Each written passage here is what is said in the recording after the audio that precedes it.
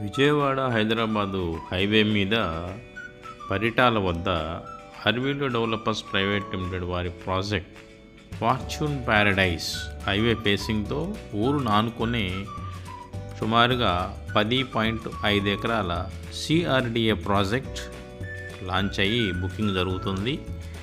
Developments కూడా చాలా సర్వేగంగా జరుగుతున్నాయి. మీరు ఈ వీడియోలో చూడవచ్చు. రోడ్లన్నీ కూడా ఫామ్ అయిపోయాయి. హైవే ఫేసింగ్తో ఉన్నటువంటి ఈ ప్రాజెక్టులో మీ యొక్క ప్లాట్లు మరియు చిరునామా కొరకు సంప్రదించండి.